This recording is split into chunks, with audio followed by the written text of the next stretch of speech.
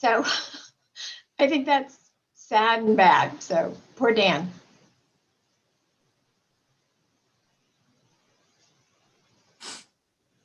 Okay.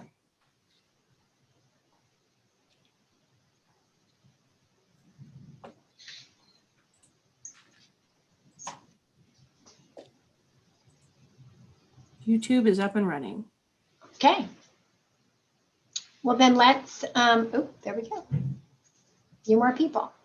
So Veronica, let's call the meeting to order. Okay. And you'll need to do a roll call for us. Yes. So I'm going to do roll call to see who's here. So if you are a board member, please unmute. And when I call your name, let us know that you're here. Just as a little trick, if you press the space bar, you will temporarily unmute for a moment. Luz Martinez.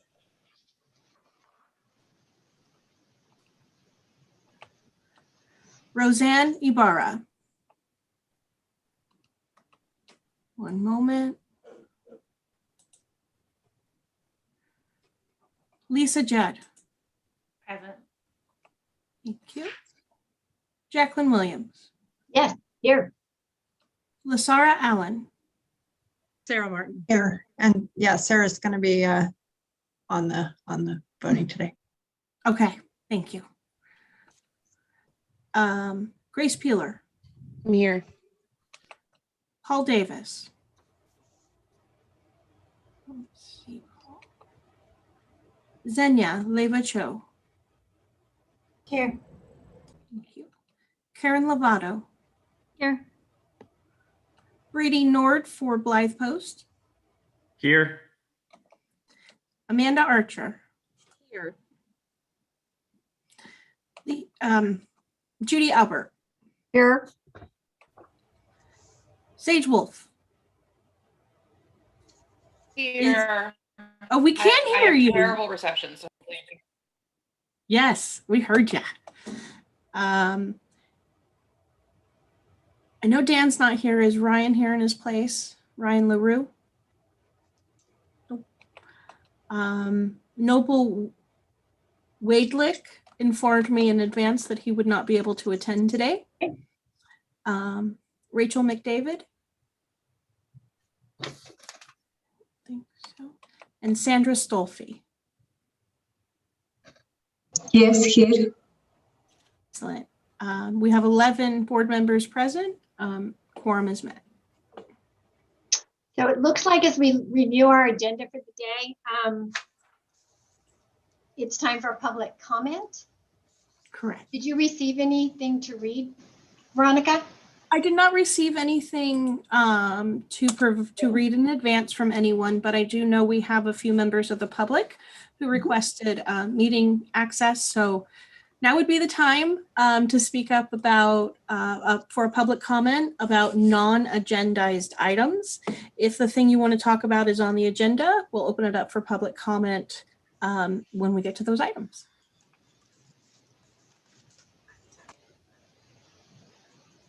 So for those of you that might want to make a comment now, a public comment now would be the time to raise your hand.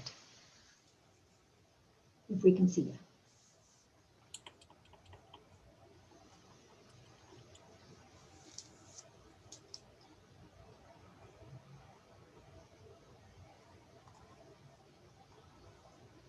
I don't see anybody. Nope. I think we're good. Okay. And it looks like we're postponing the approval of our April 19th minutes. That is correct. I didn't have time to complete them. It was a busy month. One other thing I wanted to provide an update to the board on is I was not able to publicly post the agenda in advance with the 72 hours. We had an issue with our website. I don't know if it's up. The agenda has been posted to the HHSA county website, but it wasn't posted to the hand up, not handout like normal. So there's only one action item on the agenda, but we won't be able to actually take action today because of Okay. the lack of Brown Act posting. My apologies. Okay, so we'll just treat that like an informational and vote next time. Well, I think that we might be able to not vote at all. It was a extra precaution that we took, but it may not be necessary. So we can discuss it when we get to that agenda item. Don't want to Okay. do Well, then let's just jump ahead to reports and presentations and ask if Karen or Megan have Mendocino County update. I'll let Karen go first. Oh, I was just gonna say I don't have anything. I don't have anything. Do you have something, Megan? I don't think so. Things are moving along with a lot of, there's a lot going on in the homeless services world, but I don't think there's any specific county updates right now. One thing I did want to mention to the board and kind of preview for us is that I would expect we need to talk about returning to in-person meetings pretty soon. So this is May. I haven't had explicit communication from HHSA and the county on what the world will look like pretty soon, but everyone keeps pointing to June 15th as like this day that things will change in some way. So I just wanted to start previewing that for the board. I kind of assume that probably, I'm sure the June meeting will probably be by Zoom, but the co-chairs might want to talk about what the July meeting might look like so we can begin preparing for that. I do know from my own work in the school board returning to an in-person meeting, we did return to in-person meetings, but there was just a little bit of kerfuffle on how to make that still happen. So I just want to preview that for the board. Thank you. Looking forward to that. Mm-hmm. So Karen, you and Megan, that's it for the county. We can move ahead. Yeah. And we know Noble's not here. Shannon, is there anything from the city of Ukiah? Wait, I don't think can we so. ask a question on the presentation? I'm sorry, on what? Sage has a question. Megan, yeah, if you can hear me. I mean, if you can't hear me, then it won't really work. But can we have a discussion at some point about returning to, like, the pros and cons of returning to in-person versus staying on Zoom if that's an option?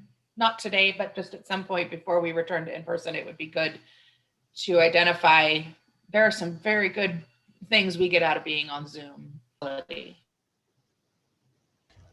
Certainly, I think that's something I would leave to the co-chairs to navigate that discussion. I would just point out that public access by Zoom has not been great.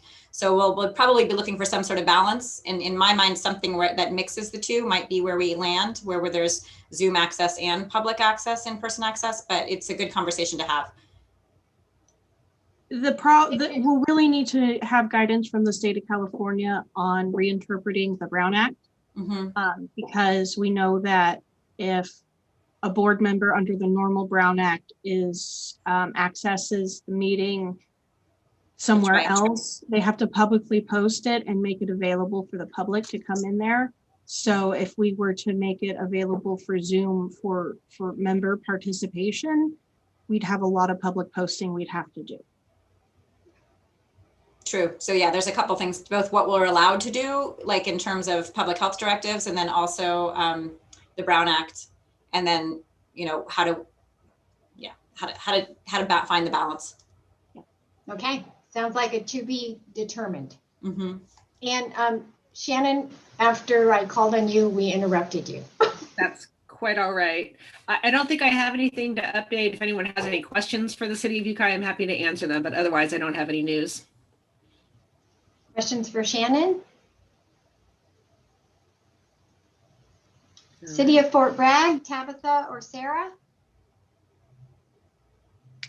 Don't think anyone's representing the city of Fort Bragg here. Okay. Then we'll move ahead to the standing committee reports. Hey, Jackie. Yeah. We actually have another jurisdiction represented today. Paul Anderson from the city of Point Arena is here joining us today. So I wanted to invite him to be able to speak up, share anything he'd like to speak about.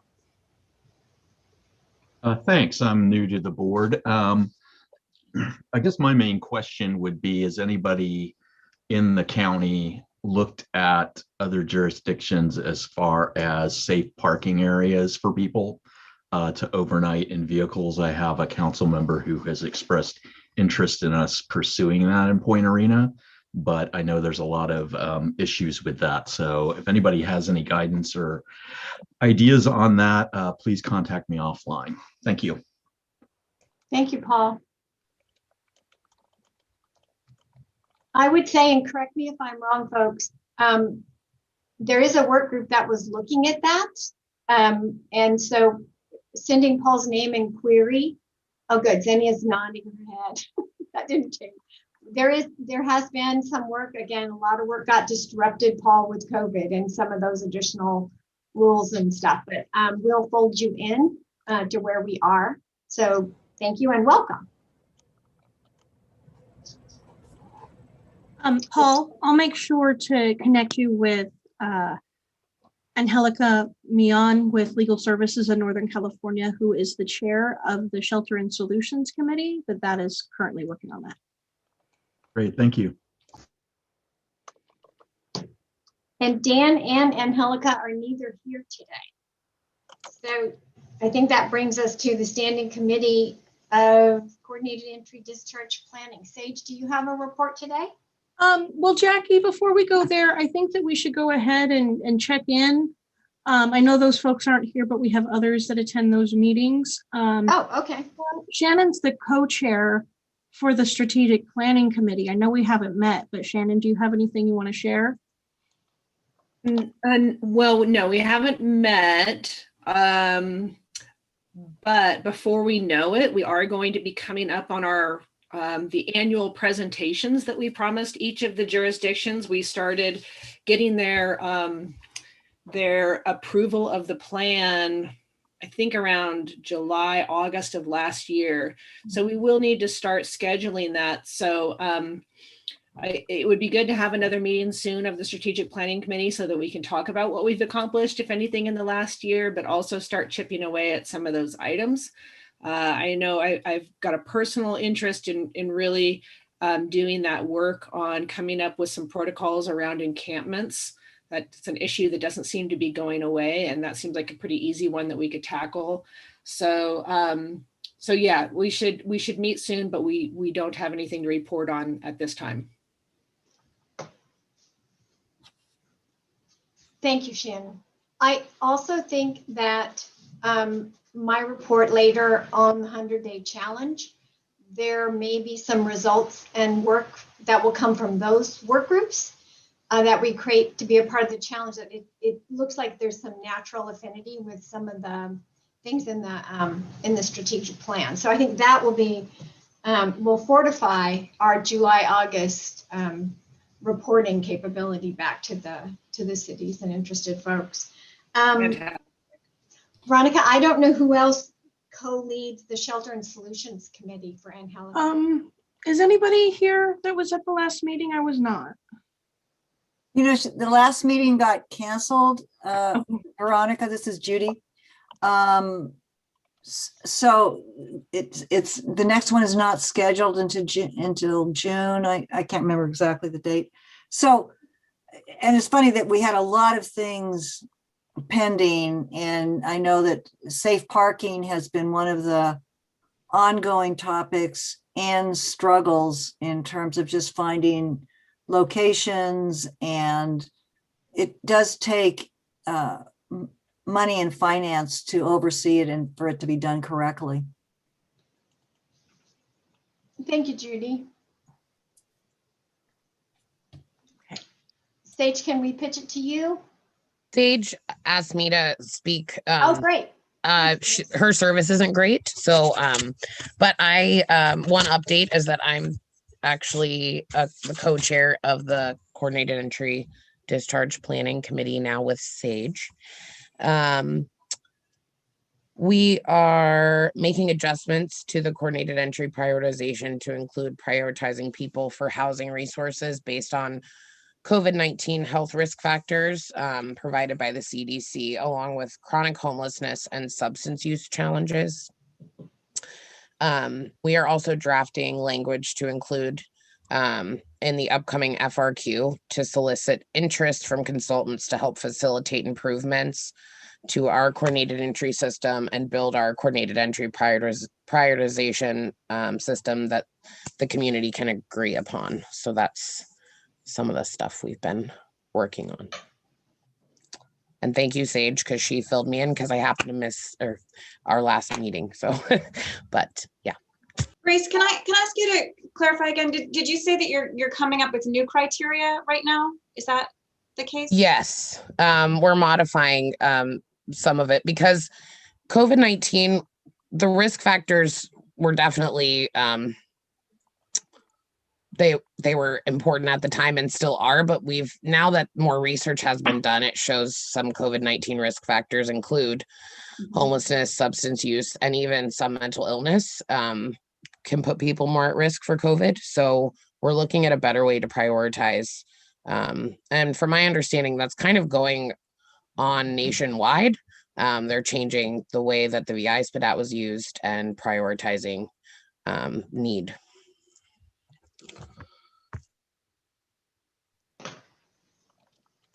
Other questions for Grace?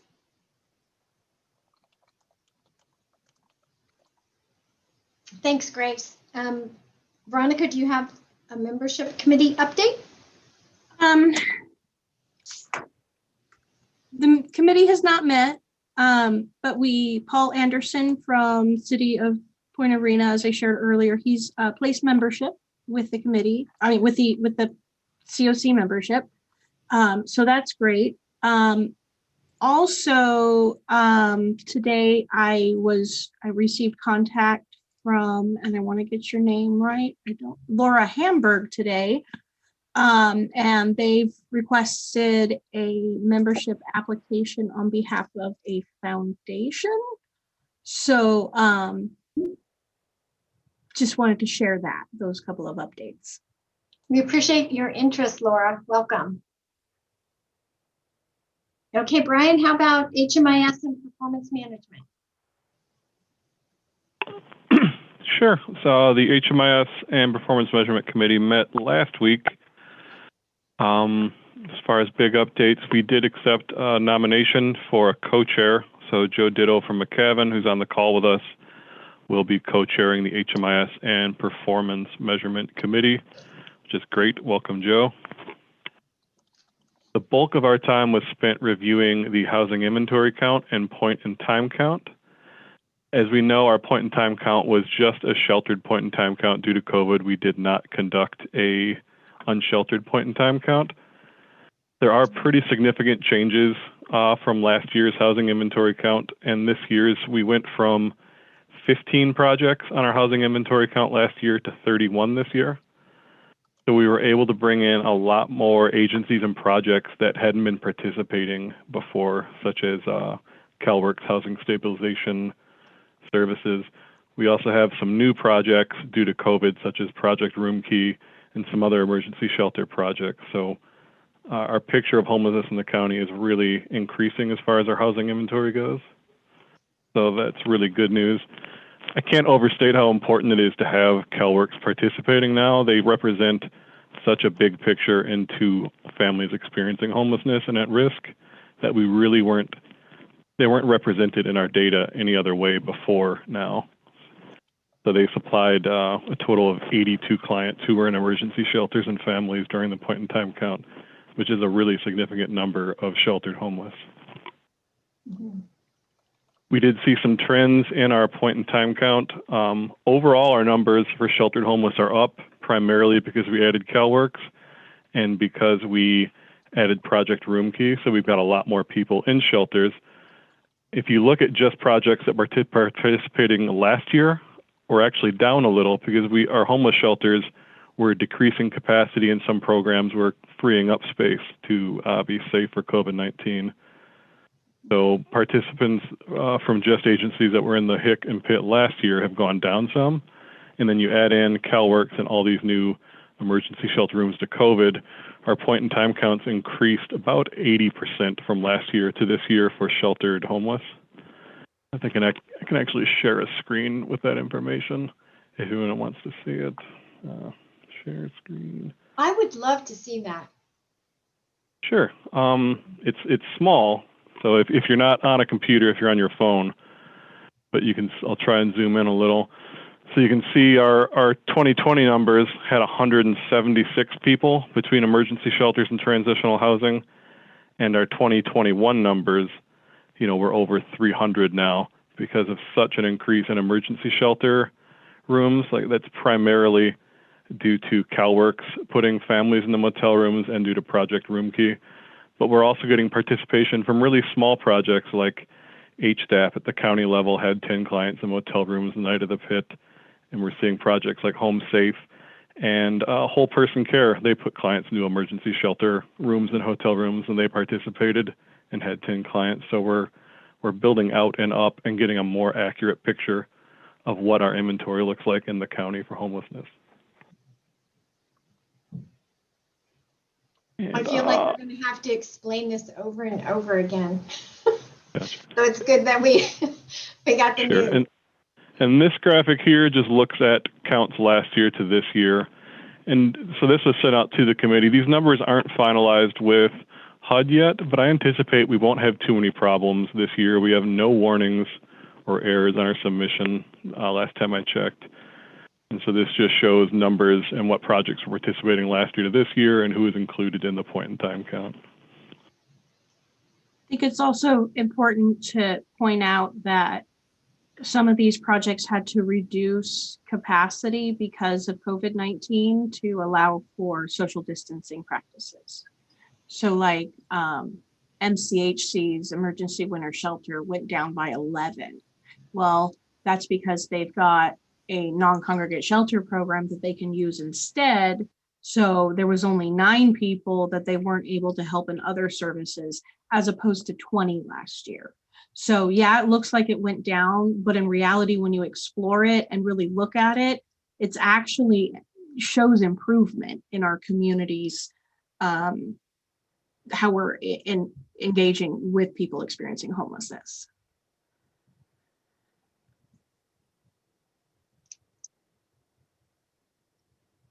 Other questions for these guys?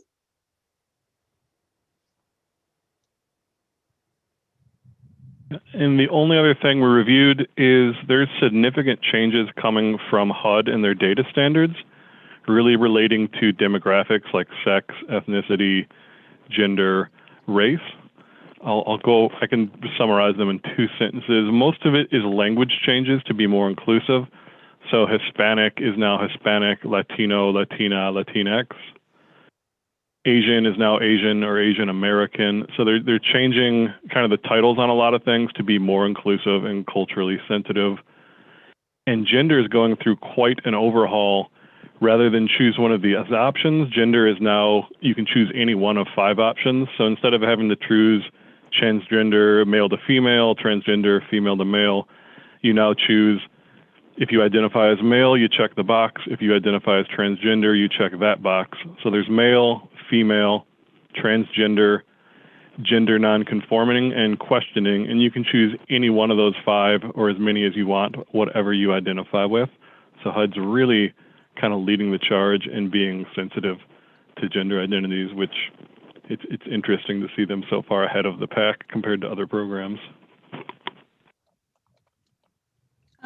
One thing that I wanted to point out though is that when that takes effect, we're gonna have to prep to update every single intake form we've ever used to reflect these new race, ethnicity, gender categories, things like that. So it's really great news, and it's going to take all of us working together to get our forms updated and make sure we're doing it right.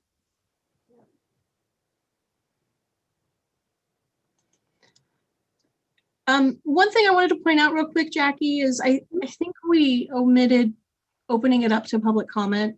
Uh-oh, I did. The jurisdiction updates and then the committee reports. So shall we open it up for public comment on those now before we go to the next section?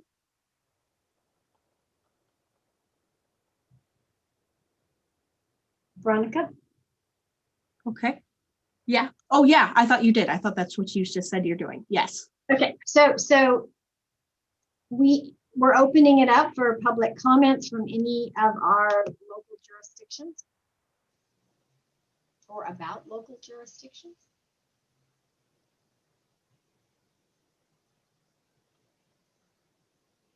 Don't think we have any. Okay. And then on public comment on standing committee reports.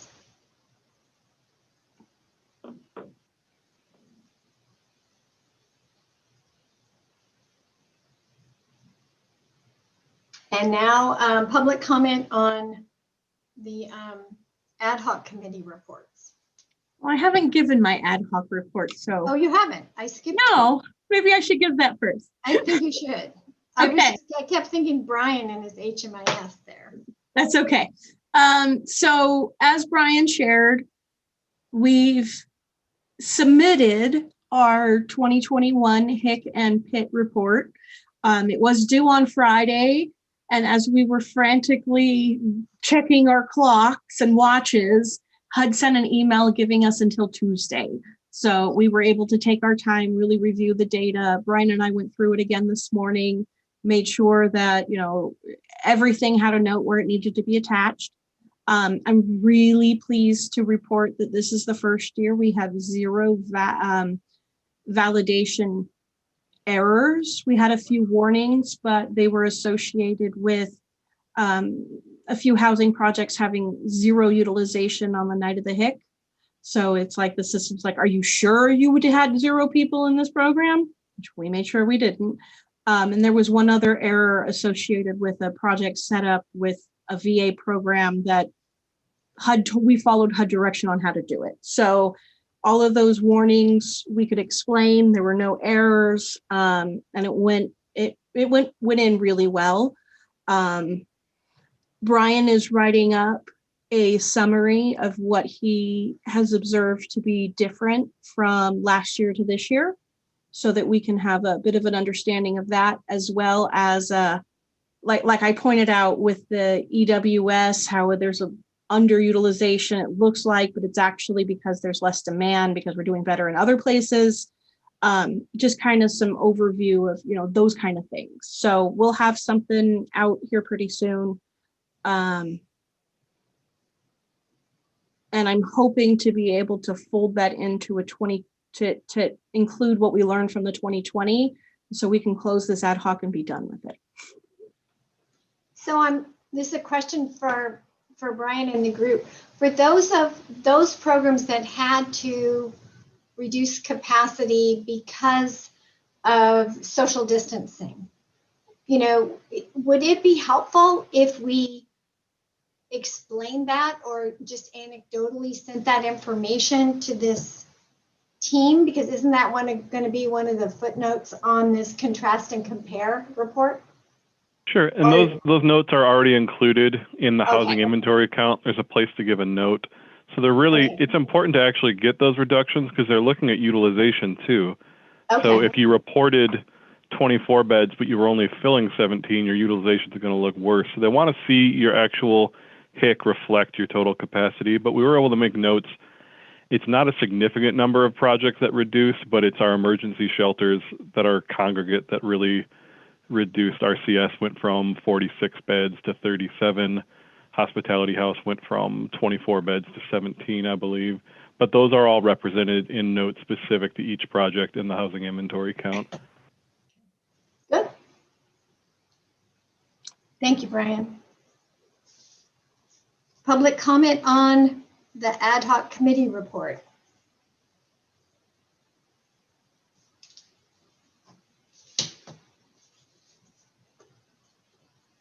I'd like to take just 10 seconds and just really recognize the new agencies that are helping to improve our system that haven't participated in the past for any number of reasons. So we're now working with CalWorks on all of their housing projects, both their rapid rehousing and emergency shelter.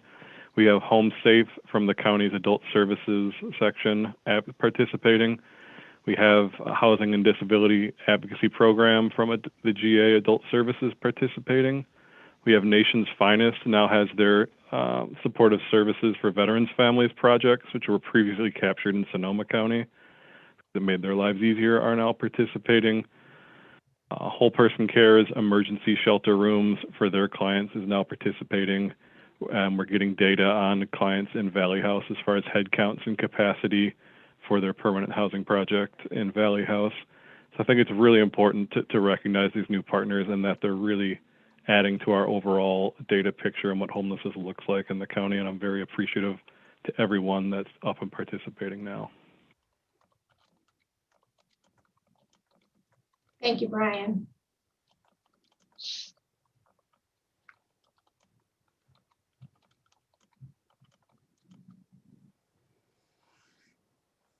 Okay, shall we move to the board protocols and governance with the emergency housing vouchers?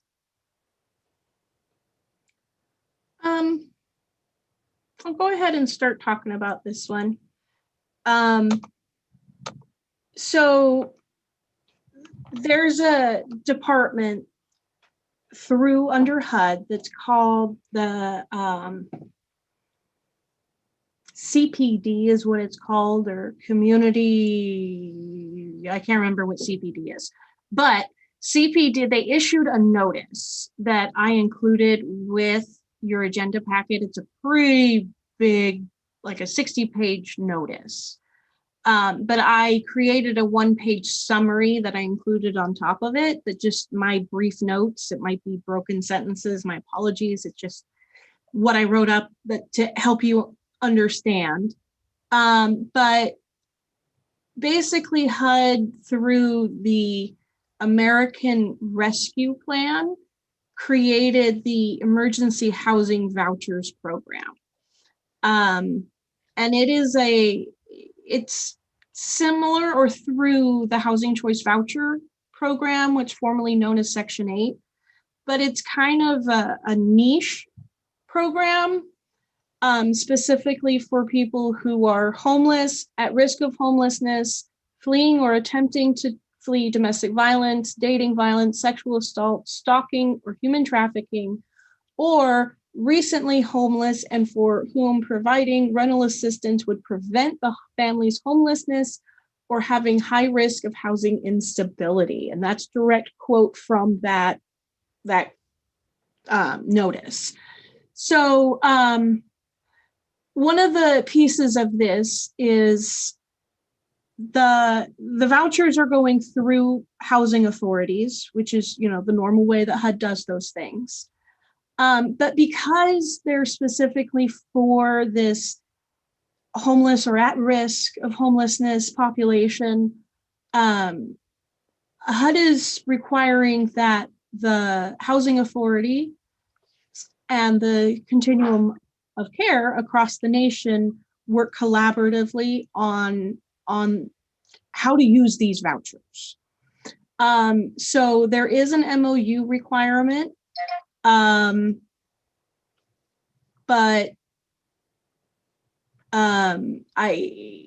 we need to explore that. So I wanted to bring it to this board today for discussion.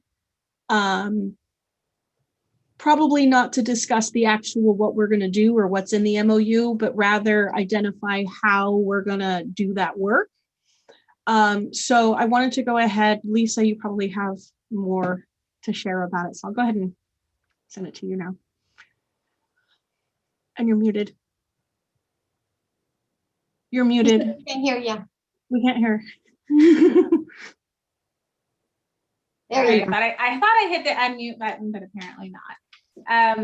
So I wanted to start off saying we're very excited because EHV, even though it looks on the surface level like it targets many similar to PSH, it actually offers much more than the PSH has had in the past. Things like housing assistance and paying for essentials for households, paying for application fees, which is one that I've heard a lot of feedback from PSH. These folks are really having a hard time paying for application fees. There are a myriad of different things that they have. Security deposit assistance, which is similar, also utility recruitment for landlords. So it kind of reminds me a little bit of coming back to that whole piece that we're talking about, having a landlord liaison, someone, there's owner and there's money for owner incentive or retention payments. So there are a lot of exciting ways that we could really use this program. CDC was one of the, not many, I mean, there were really not as many as you would think, housing authorities that were offered these vouchers. 80 were given to us, so all we have to do is accept it. So our options are decline, which I don't think is a possibility, but accept the 80, ask for less, or ask for more. So there's a lot of work to be done, though. Is the one thing I want to point out is that it is effective July 1st. So that's a lot of work. I mean, we have to completely write our agency plan. We have to get it going. And there's a lot of incentives that HUD has for us to lease these up very quickly. It's kind of, I just found out about it a week ago, like 1 week from today. So it hasn't been out there very long. I think I really got the notice of it right when we were opening our wait list for HCV.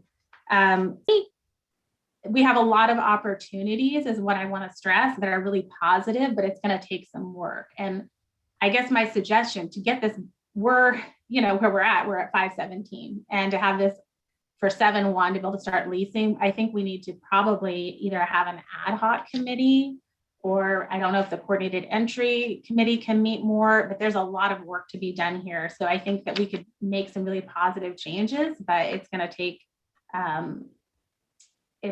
some work, some collaboration with the COC.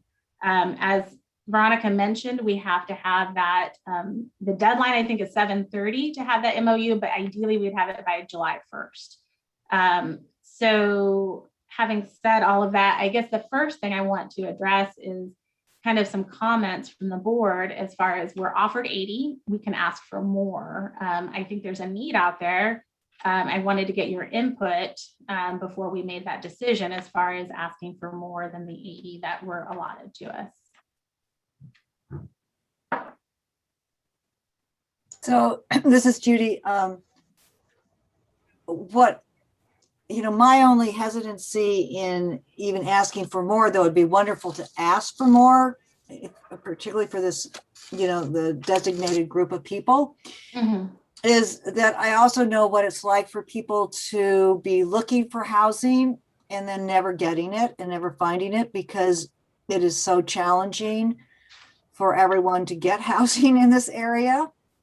And so I don't want to create more disappointed people who actually really struggle to get, go out there and knock on people's doors. I mean, it just, I don't know, even though it seems like we've gotten more housing on the market lately with more buildings and the Ore Creek and the other places, it just seems that finding rentals is just such a struggle. So, I agree with you, Judy. One of the things in here that's a requirement is housing assistance. So we'd have to put together some way. I mean, that was the piece like we've identified, right? Is that having them help fill out applications, pay for applications, even possibly transporting them to and from the location of the homes they're trying to get into. So those things were never offered before, and there has to be housing. You're right, absolutely, there has to be housing, but those may be some barriers that we can be overcome with the funding that we have here. Okay. I'm completely open to it. I'm just saying, sometimes when you see people, I've seen some people in our transition who've been, looking for months and actually doing what we would consider a pretty good job, and just not getting anywhere. So it's hard. It's hard. The other thing I wanted to mention is, so these vouchers are a little bit different. They're going to be separate from like the housing choice vouchers, and they have kind of an interesting component where until 9/30/2023, they'll be funded after that, but after that date. So if a family has a EHV voucher and after that 9/30/23 date, they don't need a voucher or whatever reason they go off the program, then that one's done forever. right? Like it's kind of, there's some attrition there. So they will continue to be assisted after the 9/30/23 date, but as people drop off, they won't be renewed. However, if there's some that haven't been leased up ever, like then those we can lease up. So it's a little confusing as far as tracking, but I just wanted to throw that out there as far as that discussion of how many vouchers the board would like to see. Mm-hmm. Lisa, can I just ask a clarifying question on that? And I see that Brian has his hand raised, but if somebody has a voucher, they lease up and then for whatever reason it doesn't work out, let's say, before the 9/30/23, will that one be replaced? I think so. That's my understanding. Okay, so you'll hold steady. Okay, so it sounds like you'll hold steady at 80 in spite of some churn, but after the 23rd, they could be lost. Not for it won't be replaced, I guess. Right, exactly. And I have a meeting with our HUD regional rep right after this meeting. So if we have any questions, because obviously this came up super fast, right in the middle of our waitlist opening. So any questions that you have, I can bring those to her and provide those answers pretty quickly. So Brian, do you want to ask your question? Sure, just one comment and one question. And I just want to make sure we're all understanding that these vouchers don't have the chronic homelessness criteria that permanent supportive housing does. So it does open you up to a larger cohort that might have less challenges than the average person who has to have a disability and be chronically homeless. So you're dealing with a slightly different population.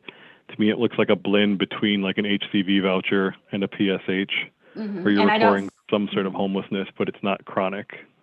And I don't see a disability requirement. No. And then, so the expanded kind of wraparound services you can offer, like application, do you see those expanded services as being able to bust some of the barriers and obstacles that folks who have trouble finding housing are running into with PSH and programs like that, since this project has more options to kind of help them get over that initial stage? That's what I'm hoping. The question is, and we can contract that out as well. Question is capacity, who has the capacity to do what? As far as, I know helping people find a place is a huge thing. So I'm not sure how much capacity we have to do all of it. If our partner agencies have capacity, there's a lot of questions, but there is quite a bit of funding. Like each voucher, I'm trying to find it, it's like 3,000 and change. I can't remember, that can be used for different things for each voucher. So it could be like, it could be even things like if a homeless family doesn't usually have a lot, so we could use that for bedding and things like that. So there's a lot of options that are exciting, like really exciting, but we have to move on it really quickly too. So that's where it can be challenging. I just wanted to share with the board that the current RFQ request for qualifications that the county has out on behalf of all of this funding sources that we have. One of those activities is landlord engagement or landlord liaison. So not only do we have this through the EHV, we also have it through ESGCV. Sorry for all the acronyms. Hopefully you followed that. So we've got it for these new vouchers here, but we've also got it for our emergency shelter or emergency solutions grant funds. So we really, really need a landlord liaison of some form. I don't know where it would live in our community. And I think a lot of us are struggling with, well, we know we need it, but am I able to be the one that does it? There's funding behind it, but it's whether or not you're able to recruit and retain somebody to do it. Veronica, can you remind us what is the date for the deadline for the RFQ? I believe it's June 17th, but let me. I have it written down somewhere. So those might be able to work hand in hand. I mean, maybe whoever takes over the landlord liaison, if there is someone, they could work together. I don't know. It's June 14th. Okay. It's definitely a requirement that we provide some kind of housing search assistance from what I read. Yes. So it's definitely something that has to be considered. That's one thing at the webinars that I've attended, they've really emphasized. It's like, if you don't have a landlord engagement person, you can't do this. Like it's a key component of the program. So, although it does seem like the requirement could be as simple as having someone that could help fill out applications. It doesn't necessarily have to be the full thing. I mean, it could be something that morphs over time or ramps up to the full vision of what we had. I'm not sure. I wanted to briefly echo what Brian stated earlier.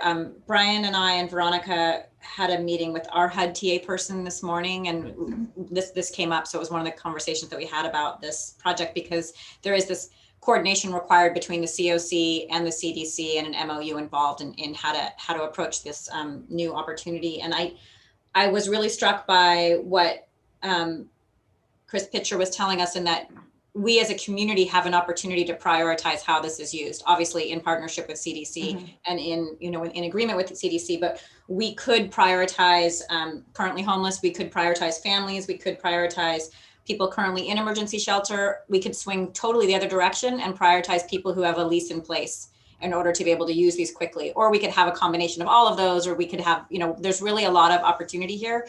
And I think that how this community is going to decide how to use this opportunity is going to be really important, and is going to be an important discussion. What we don't want as a community is to have 80 vouchers that are never used. That would be a really bad outcome for everybody, and is not what HUD wants. But it means that we may be prioritizing differently than we did with PSH, or differently than we have in the past, given the conditions we have right now. And I think I'm appreciating that Veronica's really pushing us to come up, and so is Lisa. How are we, what are we going to decide today in terms of moving forward on this decision-making process, and how to give CDC the support they need in order to build a robust program that will be effective in our community in this next year and a half. So I'm hoping somebody will tell Veronica and I and Lisa what the format will be to kind of think through these different opportunities and issues. So Megan, you guys are talking about a strategic planning kind of exercise about. I think so. I mean, specifically about this program, I'm thinking, Right, it's 80 vouchers. It's different, and right. It really, yeah.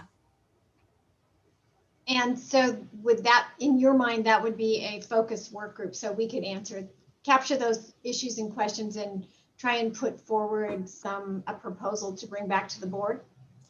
That's kind of what I was thinking. I mean, Lisa mentioned ad hoc. I'm open to that idea. That makes some sense. The strategic planning committee also makes some sense.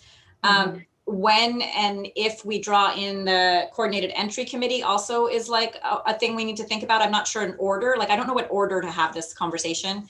But clear, I mean, obviously Veronica and I are, and with the direction of the board, are ready to set meetings or whatever, however we want to do this.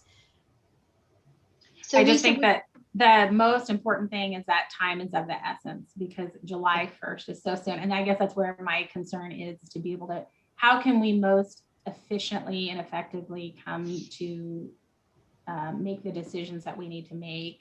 And the first thing is kind of, what is your feedback as far as, do we just accept the 80? Does the board feel like they want to request more? That, we could move forward and ask for more than the 80 if that was what the board would like. Lisa, if you don't ask for more now, will there be an opportunity to ask for more in the future? And strategically, maybe that's not a good idea, but I'm just wondering, do you know? I don't know that that's the case. They haven't indicated that. They might just allocate them to whoever's going to be requesting them. I can certainly ask our HUD regional rep, Sapna, later this afternoon, but I didn't see any mention of being able to request those at a later date.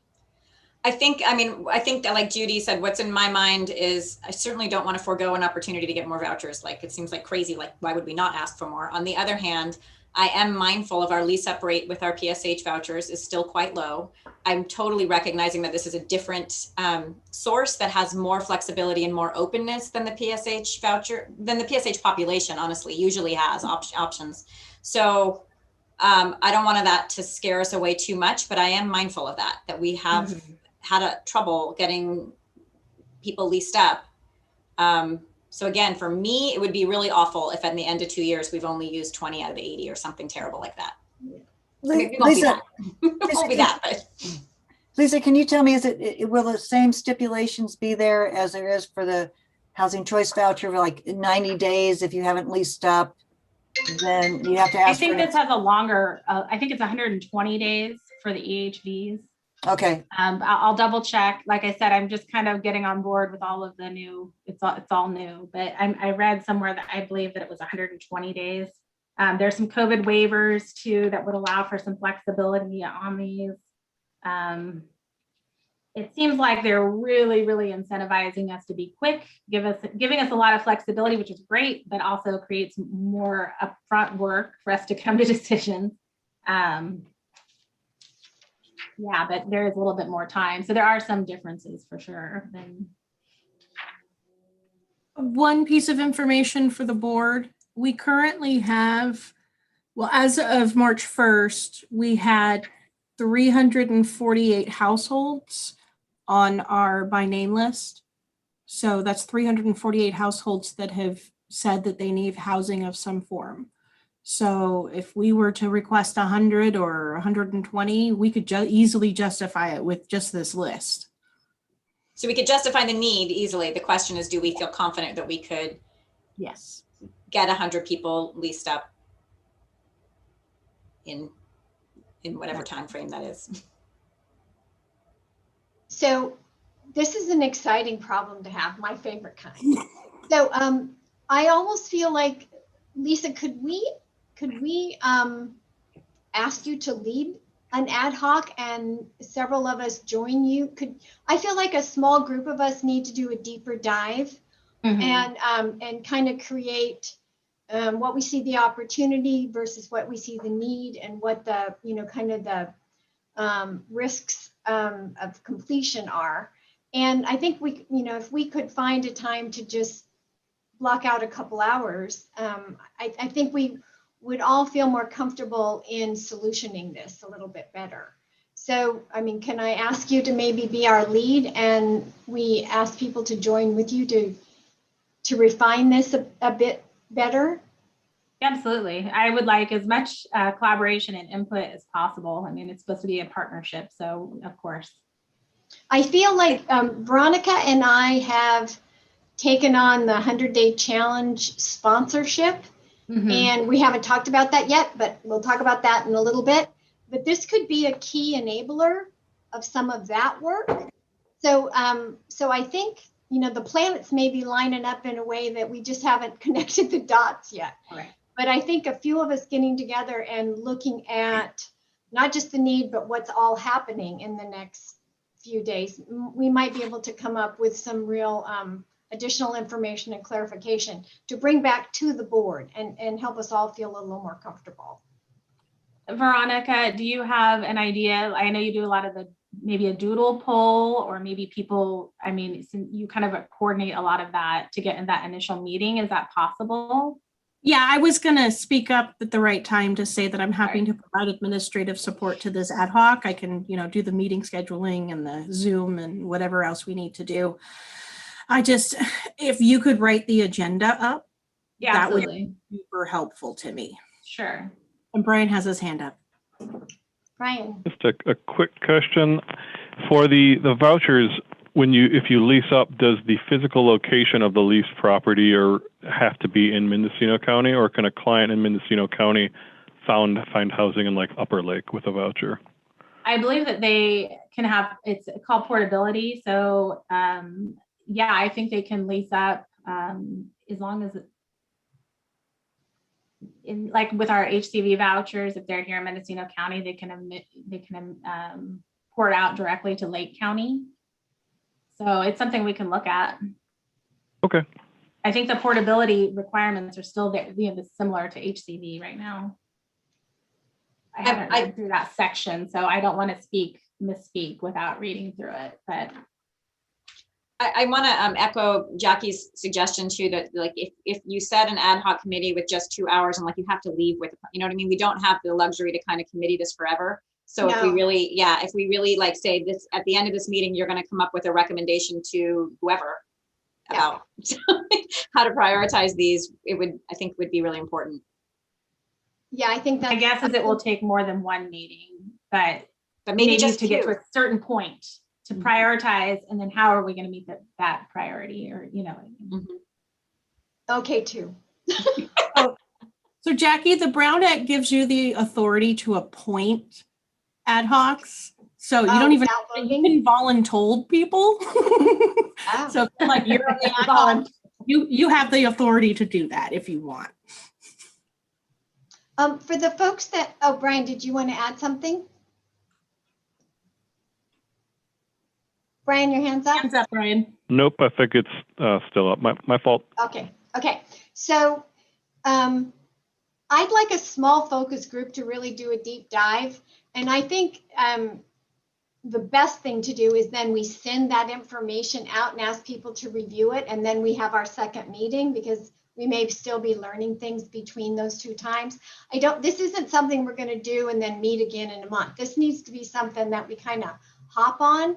So, and I think there's some people who represent the knowledge and the experience that we need. But if there are other people that are interested and want to make themselves available, I think that's a really good idea. So I would like to establish an ad hoc committee for this purpose. And we need, of course, Lisa and to help us with that. I'm also thinking we need Veronica, and Megan said she might help.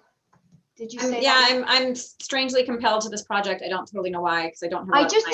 I think it's our key enabler that we've, for the reasons that Brian explained earlier. I just think it's, we just. I also think there's some potential here. We have a lot of new housing that's coming on board that may actually not be totally sustainably funded. So if there's some like synergy there, we can make some permanent change, really. That would be really important. I mean, I'm even thinking about the new senior housing. I'm not sure if there's a real clear pathway for vouchers to be used there, and it could be an opportunity like that. If the building's like right there, Right. So I don't know what kind of stuff is happening in Fort Bragg, but even some of the projects that we funded ourselves, not ourselves, but some of the projects that have been supported by HEAP and others may need this kind of support, that we could actually provide this really awesome channel to it. I agree. And it could also really help with our 100-day challenge for a project room key. We've got like 65 to 80 households in non-congregate shelter right now that we could easily, help them utilize this kind. So I don't think we have the need. It's just whether or not we have the housing stock to do it. So are there others that are anxious to join this first phase of this ad hoc to figure this out? Sage has a thumbs up. So thank you, Sage. Although we can't hear you, we just saw you I think it'd be great for the coordinated entry committee to be tied into this work early on, so we can. Agreed. Okay. So should that be our core? How that works in her. Say again. And just to be clear, the announcement does require that coordinated entry as part of this process. And in some degree, it doesn't state it exactly, but there should be some connection. And to be clear, I think the first step here is we're identifying the opportunity. And because when we get done with this and do our little investigation, we know we need to go back. But the fact that, Sage, you're willing to join us at that strategic definition stage, I think it helps us all move forward faster because of your knowledge there. So is there anyone else that wants to join this first step ad hoc? Jackie, this is Camille. I don't know. I think I don't want to join, and I'm glad that Sage did. But I did want to suggest that as a part of that group, we probably pencil out all of the future housing, because I agree that asking for vouchers that we can't actually lease up would be probably not helpful. But I do know that the mental health has a housing unit they're doing. I know the senior housing. I wonder if we could look at what we know is coming online. The RCHDC house on Brush, maybe we already have, potentially 100 housing options that could use this help. I think so, Camille. And Dan took a running shot at that, but he's on vacation today. So I don't think it's going to be maybe not 100% confirmed numbers, but I think we could get close to a bogey number that then we will feel comfortable about answering Lisa's question. Should we ask for 20 more or whatever? Yeah, I think that's yeah. it's the data we need to make a better decision. And just knowing that we could cover the things that we have currently online is just a breath of what a wonderful thing to have. So thank you so much, Lisa, for sharing this, and hopefully if we can be helpful at all, let me know. I really do want to echo what Camille is saying. I mean, there's some of those of us in this group, Camille and Project HomeKey too, that kind of built projects on without a clear plan for sustainability. And so if this is an opportunity to get those projects sustainable, right, it would be really an awesome situation for this community.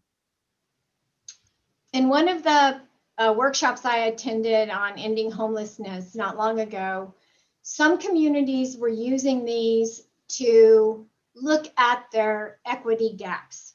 Mm-hmm. And so, it's going to be real interesting to look at how, potential inventory that's going to come online, but also looking at our own performance data and looking and seeing if there's additional outreach we need to be doing within our community or where we are with that as well. So I just think this is a really good time to just do our homework and figure out where we are. And, the fact that Brian continues to remind us that our data is better, so we're less nervous about working from it, that's a win for us.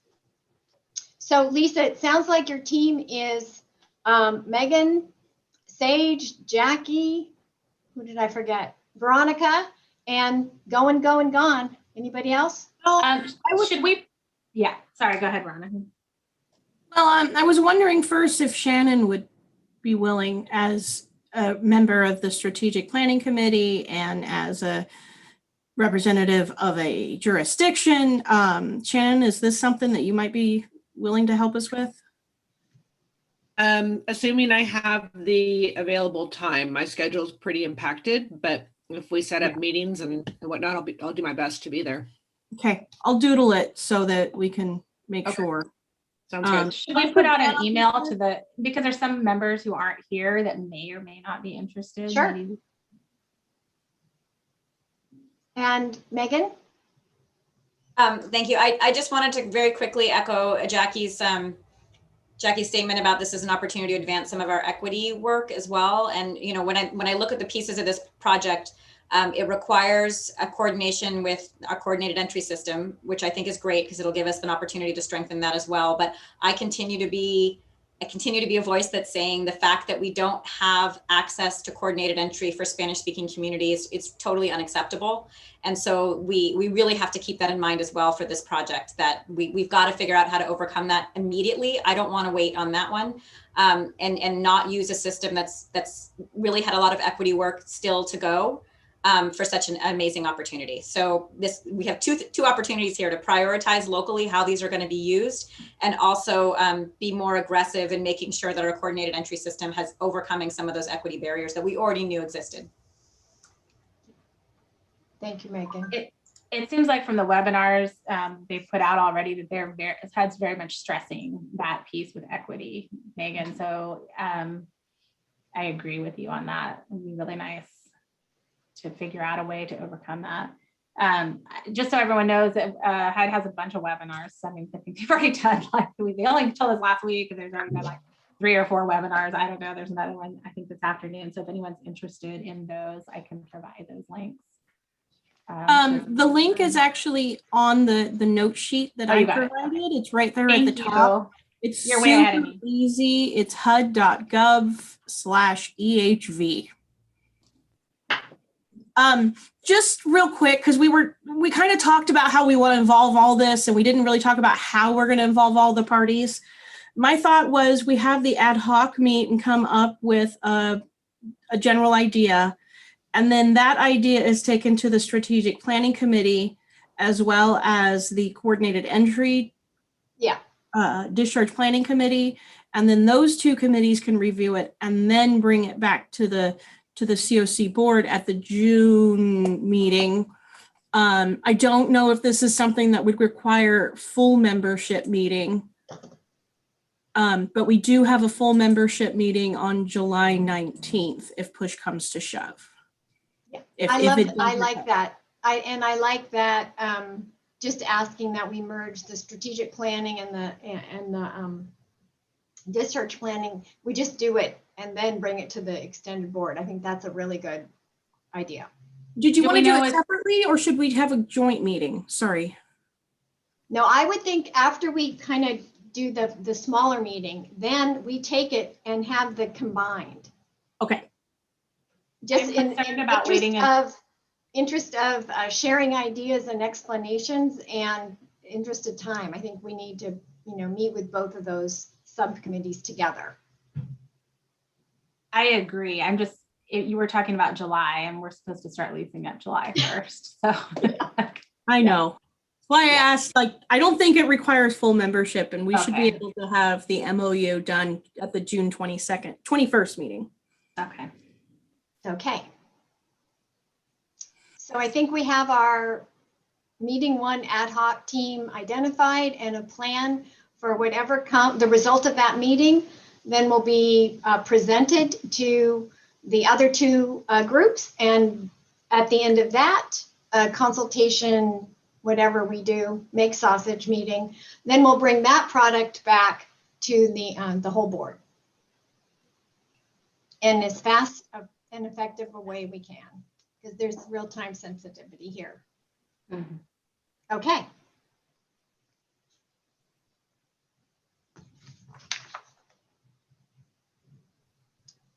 Veronica, I'm wondering about the CDC and MCHSCoC MOU requirements. It's all part of the same discussion. under Right, so we emergency don't need a housing separate review of that. That's what. No, it was just, Okay. I wanted to provide for the definitions and then Right. kind of the talking points. Okay. I'm opening up the floor for public comment on the conversation we just had before we talk funding.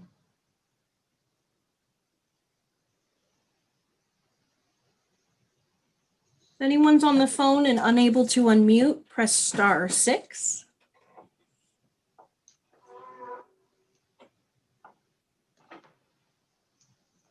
So we'll hop to funding now. And Veronica, I'll just ask you and Megan to help us catch up or understand if there is any updates or news about the list of funding that we have here. We've actually got quite a few updates, at least on these top three. Okay. I'm going to start with KESH. So the California Emergency Solutions and Housing. All of those funds had been allocated and contracted out. These funds were received in 2 rounds in 2018 and again in 2019. One of the contractors, Community Development Commission, they have a contract for a homeless prevention program that was, this person would intervene whenever there was housing choice voucher or other families receiving rental assistance who needed some help with maybe a landlord issue or some kind of, navigating something to prevent them from losing their rental assistance or their housing. Because of the pandemic hit, staffing decreased and they just haven't been able to get anybody on staff. So they've informed us, the county, that they're not going to be able to utilize $86,971.43 of their cash allocation or contract. So I wanted to inform the board that those funds are back on the table and available. I did list KESH as one of the funding sources in the current RFQ. So I'm hoping that we'll get some response from that and we'll have an idea of how we can reallocate those funds. And I just wanted to mention that part of that was also with the moratorium on evictions. So rolling along, doing pretty well with helping, prevention of homelessness. And then we had this moratorium. So, and then when we lost that staff member, it just didn't make sense because no one was being evicted. No one was being evicted and there was a bunch of money to prevent it anyway. Right. Already. Didn't need it. Sorry. I didn't see that one coming. There's so much going on. So any questions on that one? So Veronica, this is Judy. I think we had a brief discussion about this funding, didn't we, or something? Oh, No, that's number 3. That's number 3. Okay, thank you. So Veronica, is there a deadline that cash funds have to be spent by? It's a 5-year. Okay. If you give me just a moment, I can tell you exactly what that date is.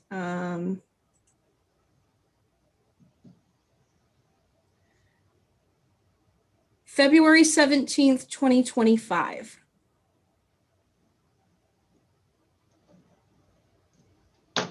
Okay. Do you want to take us through the ESG? Okay. So no board questions and no comments from no public either? Oh, okay. I just wanted to make Sorry. sure because we're going to go through this real fast. Okay. The next one is the Emergency Solutions Grant. I have no update on the balance of state. Everything that you see here is regarding ESG-CV, the coronavirus funding. As we've shared, we have an RFQ. It opened on May 17th and closes on June 14th. How about that? I put it on the agenda. I've included a link to directly on your agenda to take you to that page. It's got a PDF that you can download, and it contains all the information on what a response needs to include. We included every funding source we could think of. We included every direct homeless service eligible activity that we could think of. And really, this is a catch-all RFQ for any service provider who's at all remotely even interested in doing anything homeless related. Respond. Let us know, even if it's just a very small, or just a brief explanation. It doesn't have to have a detailed budget. It doesn't have to even, have project objectives. You could be like, this is what we want to do, and this is how we want to do it, and this is how much we think it's going to cost. You don't have to go into major details, but the purpose of this really is to qualify our local service providers to receive county contracts. Our contracting department and the county executive office have very stringent requirements that they have to abide by for legal reasons and all kinds of stuff.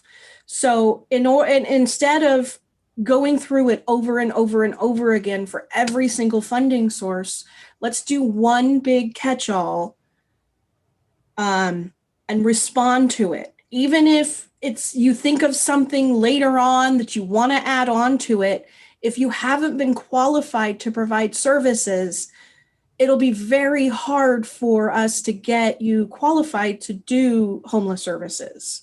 So if you want to do anything, receive any kind of funding through the county or the COC in the next few years, please respond to this RFQ. Let us know you want to do it, and we will match you with the appropriate funding source to do that, as long as the committee, there's going to be a panel that's going to review everything, and it's not just Megan and I deciding everything. There's going to be a panel of you folks for different project types in different ways. I'm not 100% sure what that's going to look like, but please respond. Did I get it, Megan? Go ahead. No, go ahead. Sorry. I'm just going to echo Veronica. Whoever, people keep mentioning safe parking. If you have somebody who really wants to run a safe parking thing, this would be the time to do it. I had a conversation with the chief probation officer who's constantly talking about housing for his probationers. And I'm like, come up with an idea, submit it. So I'm hoping that we will expand the network of people who want to get into this world as well. I'd really love to see some, even like niche people with some niche ideas would be great, because the need is enormous, and you know, we all need all the help we can get. Any comments? Questions? Any public comment?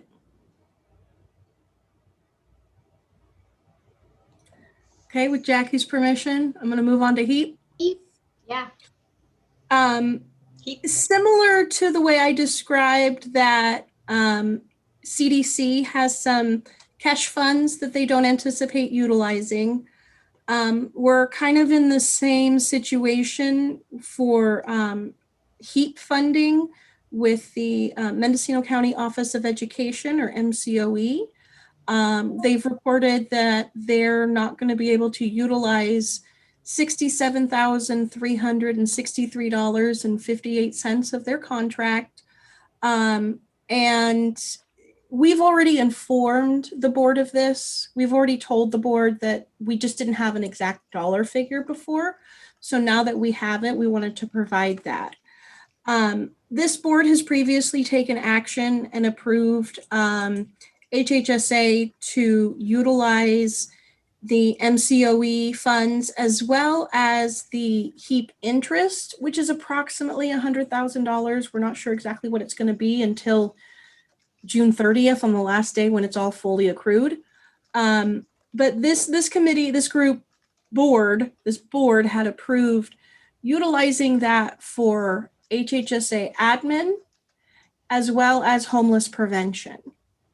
But that was, then the eviction moratorium really set in, and we realized that we really couldn't use it. So we had asked to be able to use it for like our immediate housing and just unique ways of internally within HHSA to be able to meet the needs of our public. And we have a unique way that we'd like to run by you guys to use it internally. Megan? You know, when Veronica and I were I was trying to like remember what conversations we'd had with the board about this. We had talked about, so there's a couple different pieces. I want to remind the board that for whatever reason, this $4.9 million allocation only included $12,000 for HHSA administration. We like vastly under allocated the administrative costs for this project, which should have been closer to 200,000. So we've been internally supporting this project without HHSA having any kind of resources to do that. So that was one piece to keep in mind.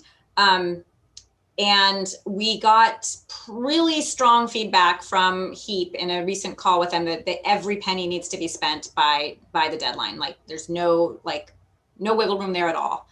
And we had said, well, we had the concept of sweeping what we couldn't use into HomeKey for the capital acquisition of it. They strongly advocated for that as well. They said that would be the quickest, easiest, most appropriate use of doing that. So I continue to advocate for that, both to the extent that if the county wanted to, I think they'd have a pretty strong case for saying all of this should go into HHSA admin overhead, since we never adequately funded that. But I would like to continue to kind of preserve that money for direct expenses if we can. And I think that with our administration, I could make that case. So if that makes sense. And then we literally have zero time to reallocate this through a contract. There's no way we could do that. So that's like off the table as an option. So really what we're coming to you guys about is you've already said it's okay for us to use it internally as we felt it was needed, but this is what we'd like to do. And it's a pretty kind of not a big bucket, but it's just, we wanted to run the strategy by you guys.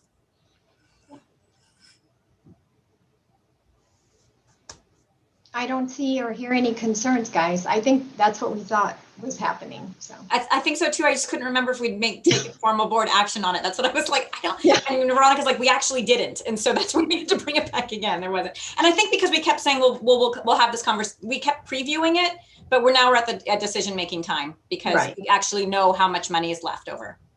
The board took formal action on approving it for homeless prevention and admin. It just wasn't, the homeless prevention evolved into something else. Right.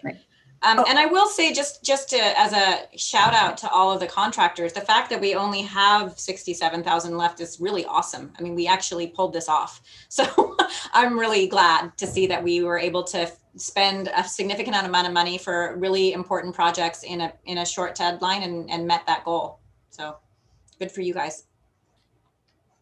Yeah, I just want to, sorry, Brady from MCOE, for the contract. It was extremely helpful for us, and we were able to, utilize it to the best of our ability. And it's good. It served a lot of homeless kids and helped their families. And right now, actually sending out like surveys for the things that we did and getting a lot of positive feedback from the students and their families for how the program helped them out. So the money is super helpful for us, and like a lot of pressure was taken off for us. Normally we have to like raise these funds kind of ground up, like shoveling like a little here, a little there, and just, you know, putting it on top. But the grant was awesome, helped a lot, made my job much easier and a lot less worrisome. So thank you very much for everything that you guys sent our way.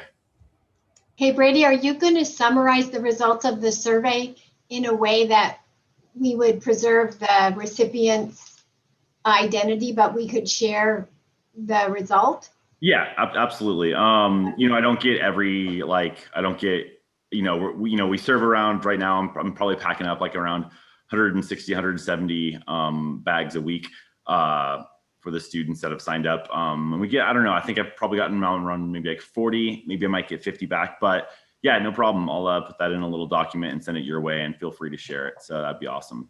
Thank you. And you guys bought a stockpile of stuff, right, Brady? So it's not like you're going to stop the service come June 30th and you muted.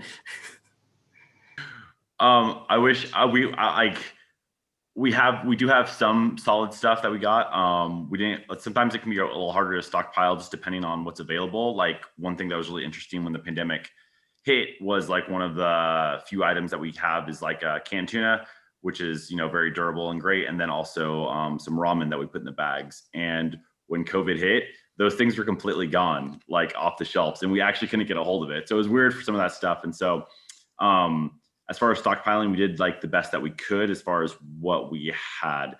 I wish that there was obviously always wish for more, of course.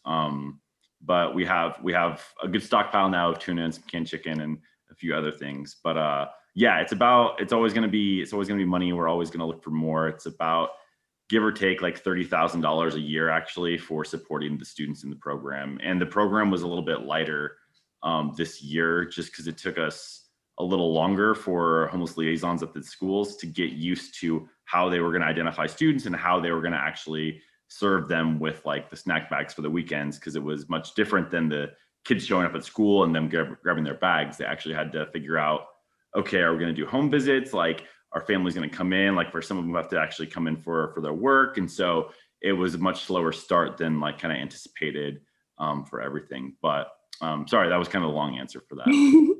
Thanks, Brady. Judy, I know you wanted to say something earlier. This is the time. Okay. No, it's just that, you know, we had so much problems because of our initial contractor, and we did get everything, you know, we are going to end on schedule, but I will say that we did have some unexpected overruns because in the original bid for somehow, even though it was a shower facility, the original contractor hadn't put anything in that was ADA responsible. So we have had an overrun of quite a bit, but I also, you know, recognize that I think that the county and the administration, what you and Megan and everybody else has done has been just astounding. And I wish we could depend on this kind of money and capital improvements being available every year. It would make our lives so much easier.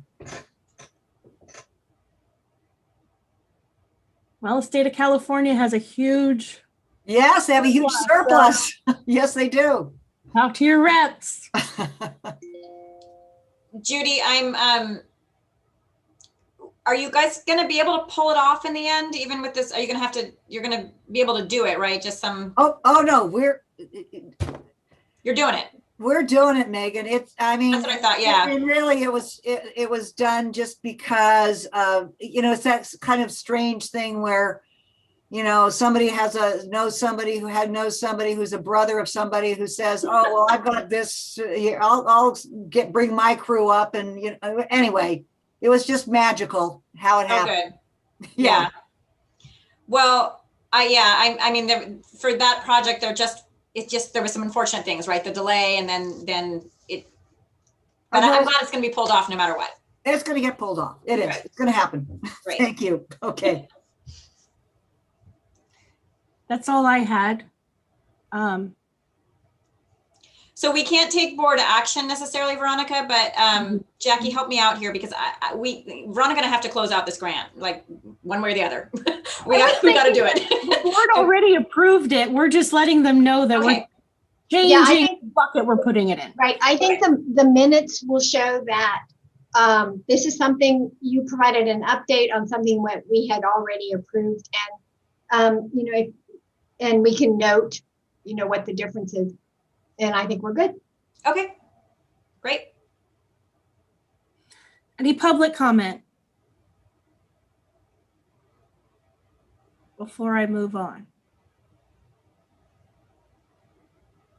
Okay. It says that I have no update under HAP, the Homeless Housing Assistance Program, but that's actually not true because today Friday, I got the approval letters from the state. Both allocations have been approved. So they're going to be sending me the standard agreement and things to start for the second round of funding. So yay, that's exciting. And actually, I need to go back a little bit back to the Emergency Solutions Grant and share that today, this one is the one that today I got notification that round 2 has been approved. So I'll be moving forward with those 3 grant agreements as soon as I get the documentation. Any public comment or regular comment?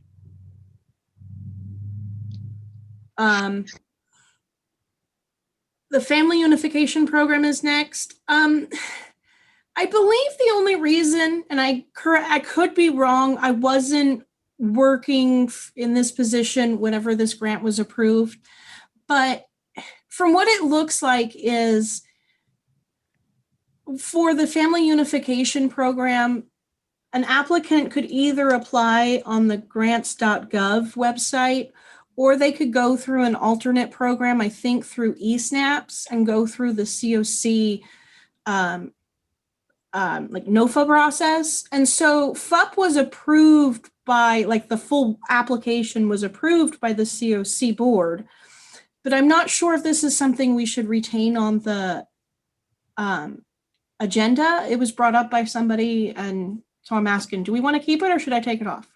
I think we're done. Dan and I had to complete a letter confirming that the COC worked in coordination for these funds. I think that the check and balance was that the funders wanted to know that this was being integrated with the COC. And so I think that's why it was on here, so we could demonstrate that review. And I think the contract is in place now, so I don't know that we need it to be on the on a monthly review. Okay. And Lisa, you're the contractor. Are you good with that? Yeah, that's fine. I mean, yeah, I haven't been reporting on it. There hasn't really been much to report, but it is an underutilized program, but it's also referral only. So we have 22 family unification vouchers, and we only have, I think, maybe 8 right now. But CDC is currently working with the Child Welfare Agency to have more regular meetings. So hopefully that will increase. And there's also the youth component.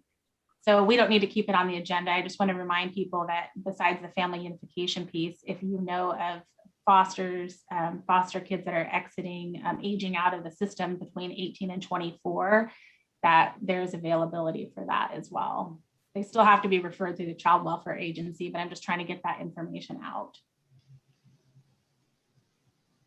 So sorry, long answer is yes, that's fine.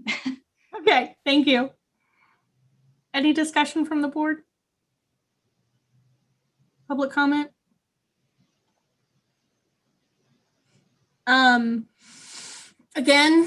Housing and Urban Development COC program, Continuum of Care program. It says no update, but since I wrote this, HUD has opened the 2021 renewal process and eSnaps.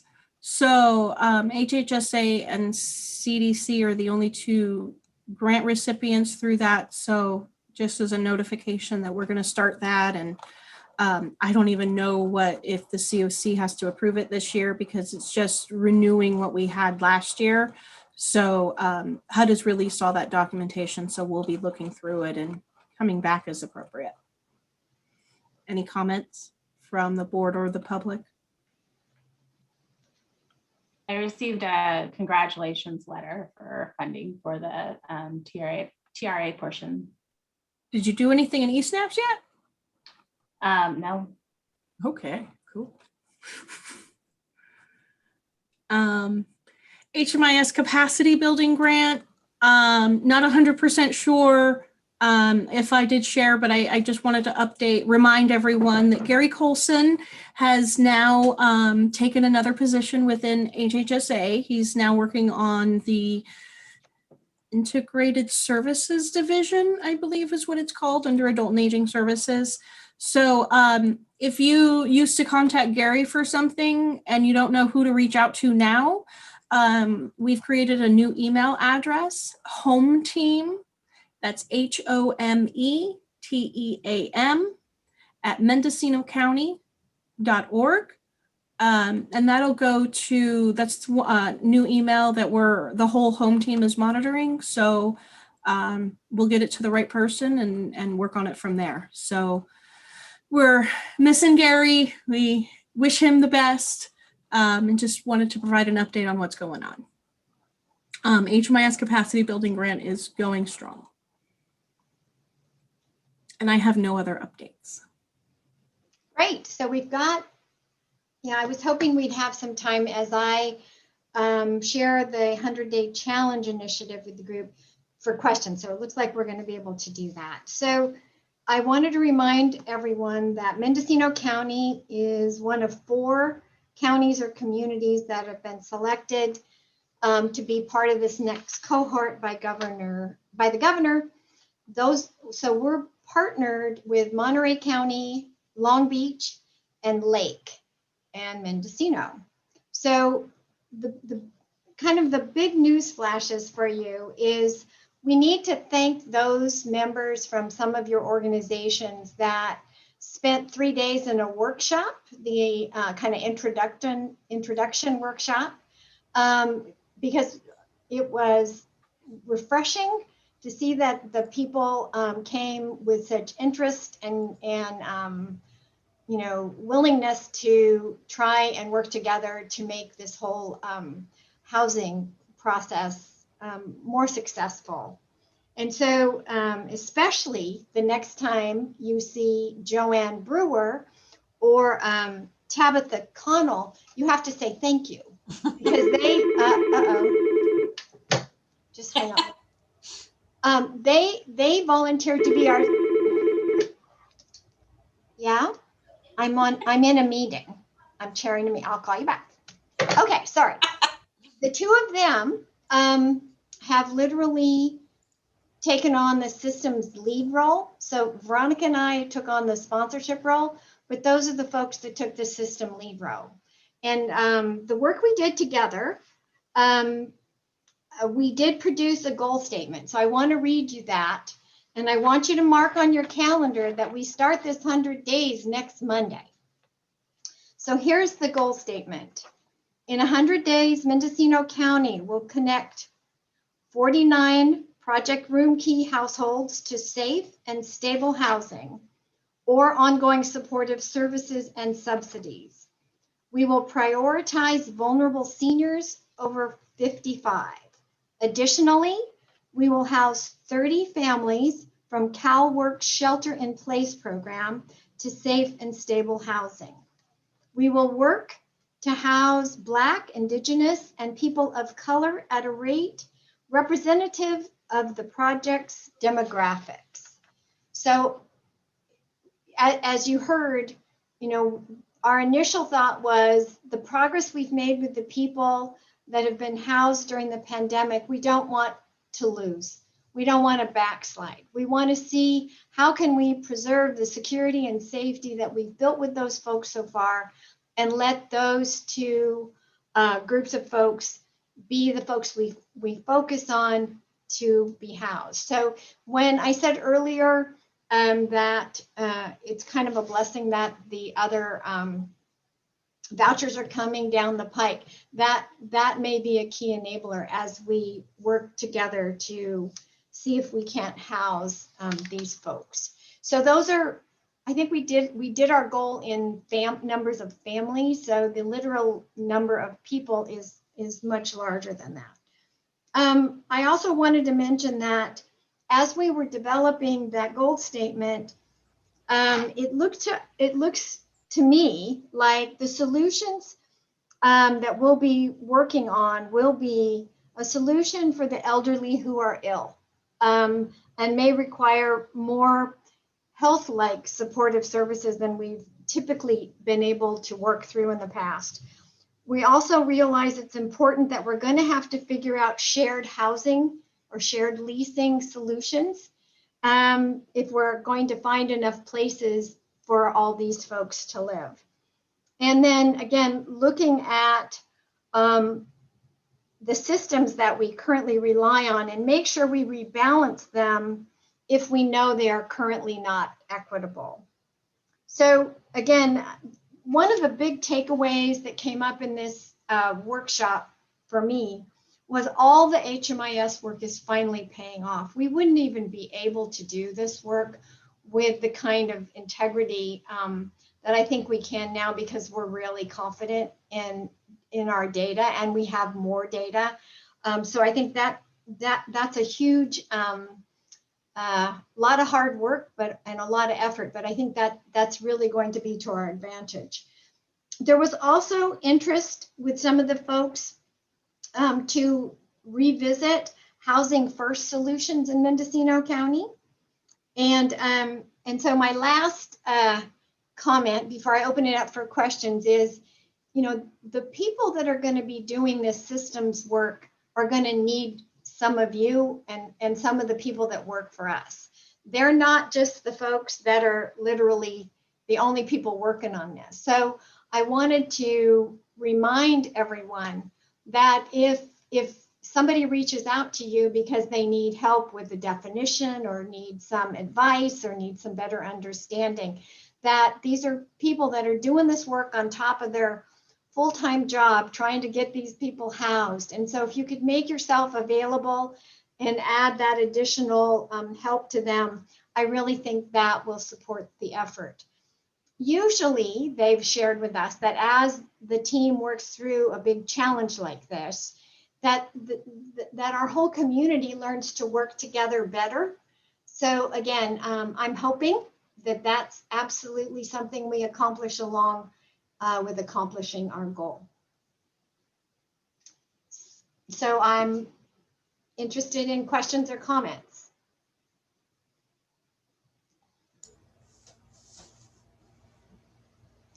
I'll just, I want to extend my gratitude to those people again who participated in those 3 days and are participating in the 100-day challenge.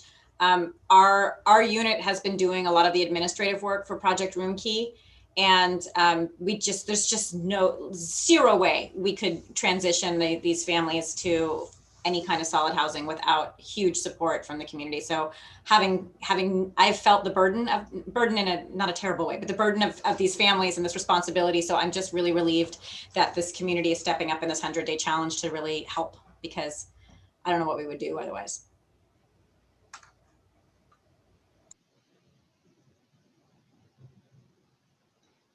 Sage, you were there. Do you have anything you want to add on?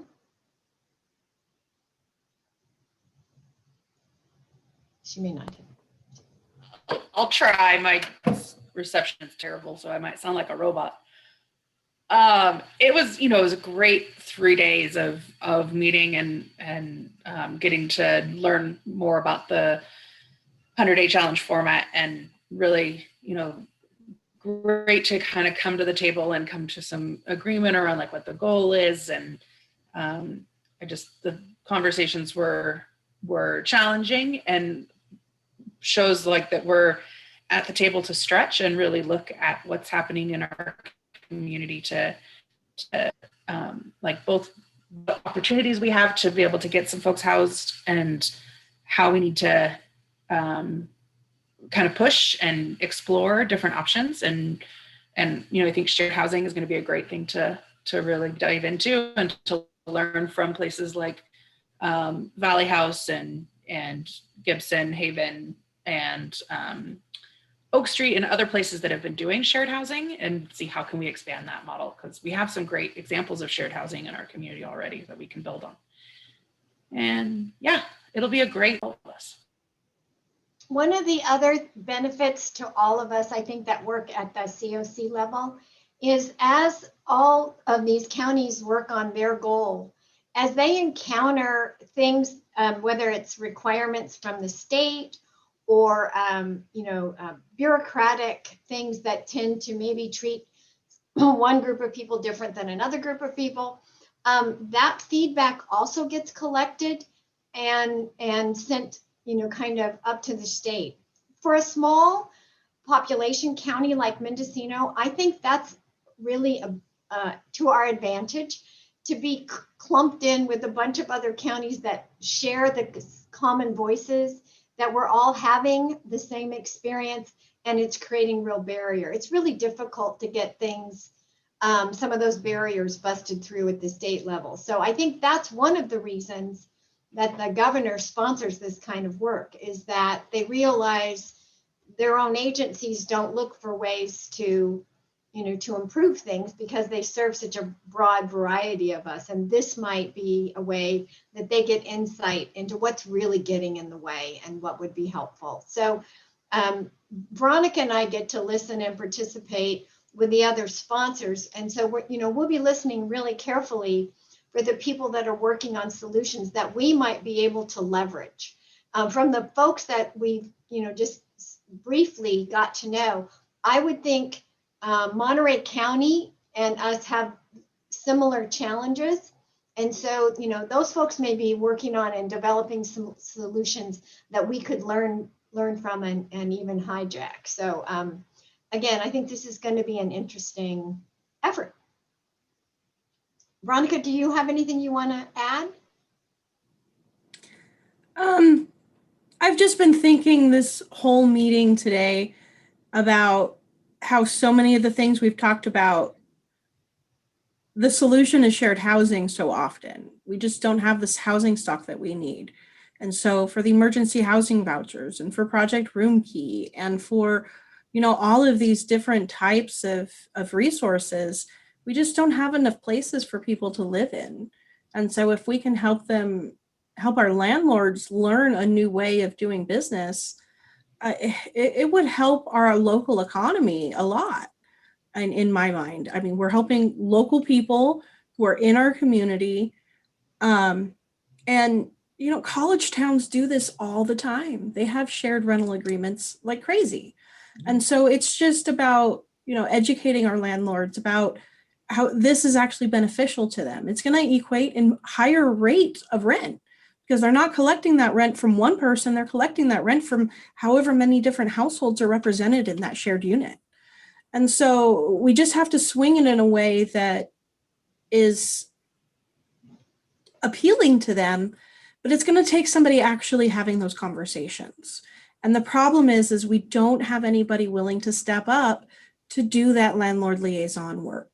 So I guess my ask really to this board is, really, if you could look at what your capacity is, and it's not like we're asking you to do it for free. There's a lot of money on the table available for this, but we need somebody to step up to help us with the landlord side. The other solution that we heard a little bit about that I've requested more information on were for people that that it would be to their benefit to rent a room, but they're afraid to kind of understand how to do that. You know, the complexities and fear keep them from doing that. And having a kind of the cookbook, here's how you would do that, here's what you need to do, you know, kind of the overview of what's legal and what's not legal to keep them out of trouble, could result in helping some of our folks make use of some of their of their home that is not being utilized. And I think that one of the takeaways for me from this is that I think we need to realize that the elderly population often is not going to end up in a single unit that they can afford on their own. And so figuring out these other creative living solutions is going to be something I think we're going to be doing for a while. Sage. Can I clarify something that you said real quick about the landlord engagement piece? So I think one of the things that came out of our work last week, and the thing is that, you know, we've talked for years about doing a centralized landlord engagement, because Veronica, when you say that there's no one willing to do it, I think that that might be, and so maybe that's not what you mean, because there's a lot of agencies that do landlord engagement, you know, but whether or not it's centralized is, I think, the thing that we're missing. That we have RCS and Fort Street and Hospitality Center and Manzanita and McHaven and Hillside Health Center and like all of these providers doing landlord engagement, and really like has built a great pool of landlords that they all work with, and some of those overlap, but we don't have a shared landlord engagement as a COC. And so when you say that there hasn't been somebody willing to step up, I don't think that, like, there hasn't been a request for proposals. We haven't had funding to do it before as a streamlined, centralized thing.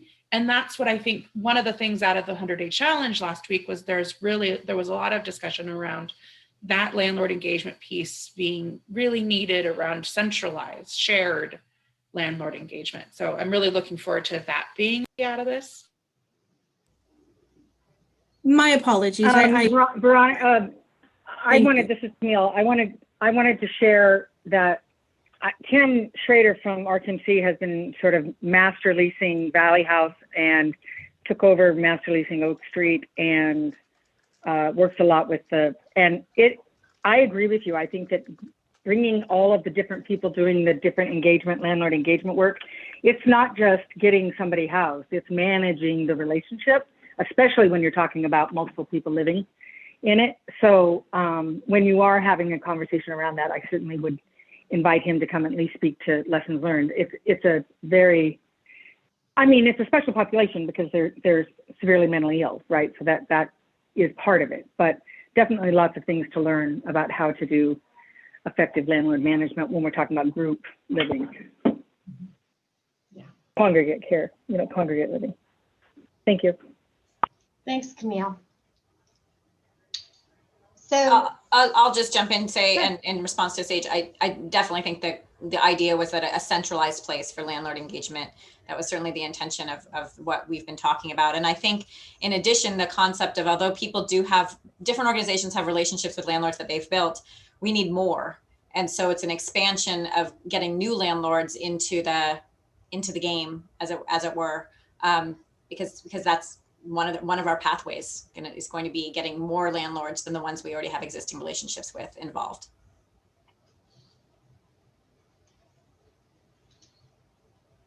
Thanks, Megan. So again, if you see Joanne Brewer or Tabitha Connell, you have to thank them. And if you get a call for help, you need to try and help because we have a very finite period of time to act on this challenge. We also have to talk about how we communicate our progress. So we're going to try and figure out the communication piece. I think this is an opportunity that we can demonstrate the COC's purpose and the work that gets done in trying to house homeless folks. And so I think, it's going to be a pretty focused effort. And I look forward to seeing what we can accomplish. Anybody else have any closing questions, thoughts?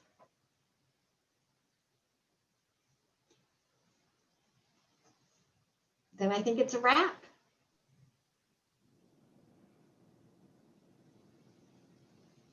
Veronica, do you want to tell us what is the next meeting? Are you changing the next meeting to a full? Oh, no, I didn't mean to. I'm sorry. My apologies. I reused an agenda and forgot to say board meeting. So Okay. the next meeting will be a board meeting. My apologies. Okay. And it'll be on Monday, June 21st at 1:30 p.m. Maybe via Zoom. Maybe it'll be a I hybrid. think probably it'll be Zoom, but we might be ready in July for a change. I would be surprised if we could pull off a non-Zoom by June 21st, but who knows? Who knows? Okay. Be safe, everybody. Thanks for your Thank you. participation.